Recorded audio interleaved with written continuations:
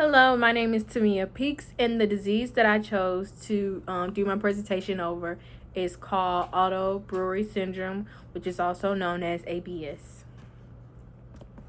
So, I decided on this topic because I'm a fan of Grey's Anatomy, and on one of the episodes, there was this girl who had alcohol in her system, but she wasn't drinking. Like, she was telling that she wasn't drunk or anything, but that was they would tell her that she wasn't drunk or anything, and that she didn't take any alcohol, which is true. She didn't take any alcohol, but her gut was fermenting alcohol the whole time without anybody noticing. So you should probably watch that episode. It's very good.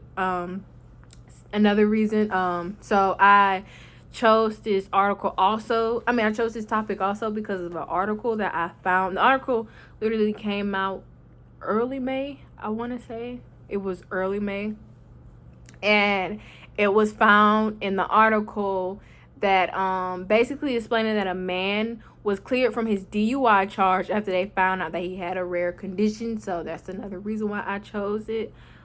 Basically, he had to go to court and fight to tell them that he didn't have anything to drink that night. He did leave I think it was like a club that he left, but he did not have anything to drink. And so I think the case went on for like a couple months, I want to say. But yeah, that's basically the story. He just had to fight in court that he did find out that he had a rare disease, which is the auto brewery syndrome. Okay. So it is basically a rare disorder that causes the yeast in your gut to turn certain carbohydrate into alcohol, and the gut bacteria ends up producing lots of ethanol, which is alcohol. Ethanol is the main type of alcohol that you drink, so in this case, it causes you to become intoxicated, drunk. This disease is caused by a bacteria in your gut also. So basically, just say my favorite food is pasta, or your favorite food is bread, any one of them, and you like to eat a lot of it. Just eat. Like, I've had, let's say for an example, I had lasagna. That's my favorite pasta dish. I had lasagna early in the morning, and I drive, go to class. I start feeling really woozy, slurred speech and everything. That's the gut bacteria that's fermenting all the carbohydrate in my gut and turning it into alcohol. So I wake up one morning basically eating pasta. The next minute I'm drunk without even having any drink. So signs and symptoms of auto brewery syndrome would be slurred speech, confusion, vomiting, staggering walk, and mainly a high blood alcohol level, which is all the signs of being drunk. For diagnostic, people who may suffer from this syndrome go through many steps to determine the diagnosis, such as examination, intoxication signs, blood alcohol level, fecal test for yeast growth, and most importantly is a glucose challenge test. And with the glucose challenge test, I think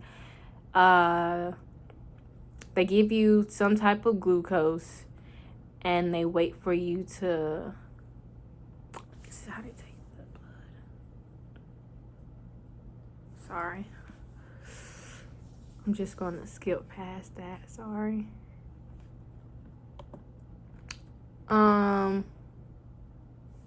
For treatments and cures, immediate care would be patients should be treated for acute alcohol poisoning and stabilized. Drug therapy, patient will be prescribed medicine based off the sensitivity of the bacteria that is present in the body, and supplements would be these help balance bacteria in the GI tract.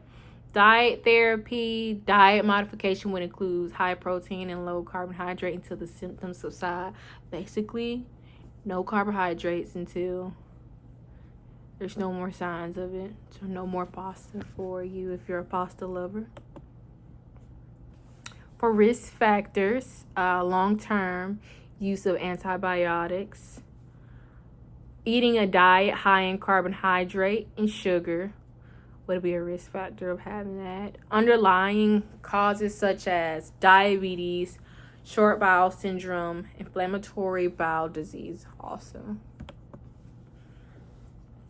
Facts and statistics. Only a few cases have been reported in the last 3 decades. Children and toddlers that have short bowel syndrome are at higher risk to develop this syndrome. A case that I had read up on was a 3-year-old girl with Otto Brewery syndrome became intoxicated after drinking a juice that was high in carbohydrate. The little girl body began to ferment the carbohydrates in her body, which made her intoxicated. Life expectancy would be patient can resume a normal life with a regulated diet while getting treatments and antibiotics. And then here is my video that has to be shown. But for one local woman, it was the truth, despite the fact her blood alcohol level was more than 4 times the legal limit. It turns out she suffers from a condition called Otto Brewery syndrome. Now her lawyer is speaking out after her case was dismissed. 7 Eyewitness News reporter Jill Perkins is working on this story tonight. There is a big marketplace for brewing beer in Western New York with a number.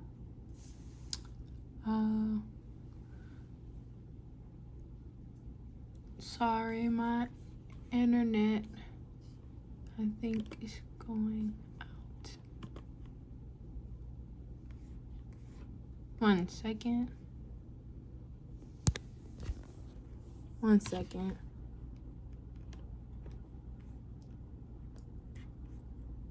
Summer, can you turn your hotspot on?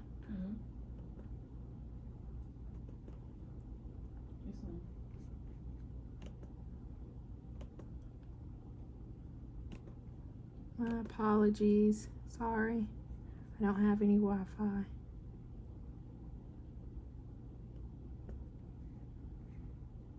Okay, here we go.